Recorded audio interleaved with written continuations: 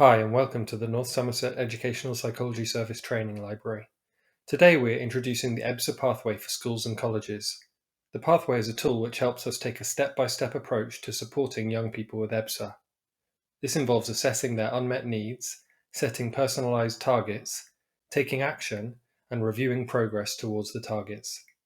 This is also known as the Assess, Plan, Do, Review approach, and it is central to all of our work in the Educational Psychology Service.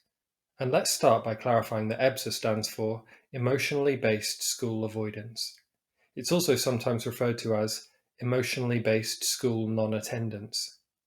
The way we can identify a case of EBSA is when a young person has a prolonged absence from education, which can be defined as an attendance rate of lower than 50% for at least one school term.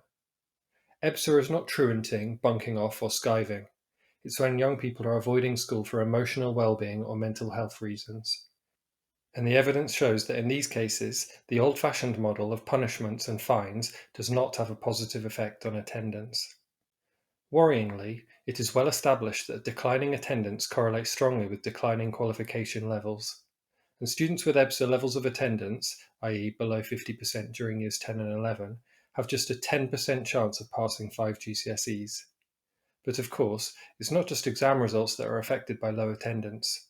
There are also missed opportunities to develop social skills, make friendships, attend trips and residentials, exercise and play sports, engage with careers guidance and work experience, and develop confidence and life skills. Students with EBSA often become trapped in a cycle of anxiety.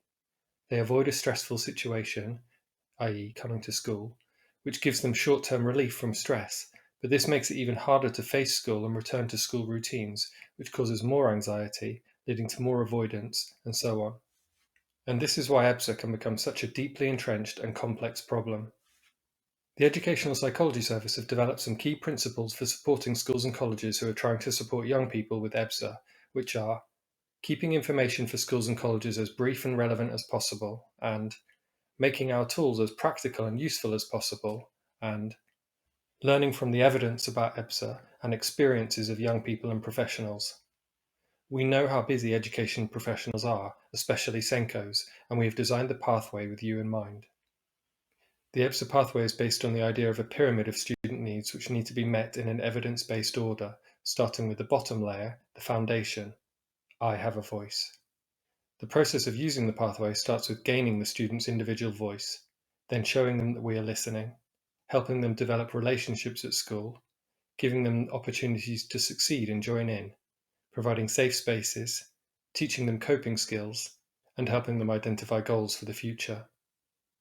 For each of these layers of the pyramid, or steps as they're known in the pathway, we have provided links to specific resources which allow us to assess and meet young people's needs. The result is that schools and colleges have a structured, step-by-step approach to working with young people with EBSA. Alongside the EBSA pathway, we have created a one-page guidance document, some examples of good target outcomes for each step, and a resources library with all of the tools we refer to in the pathway, most of which are free. There is also a short, bite-sized video which is about how to use the EBSA pathway. There are also 2 video case studies of the pathway being used with young people in different phases of education. These give examples of some of the tools and resources we recommend at the Educational Psychology Service.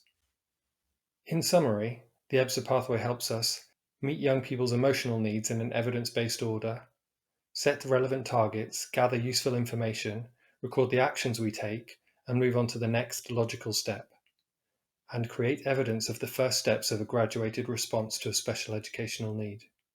We are hopeful and confident that the pathway can make a real impact on attendance, but if it doesn't, the records we have kept can be used for further referrals and requests, including, for example, a request for an education health and care plan, or alternative provision, or a medical tuition service.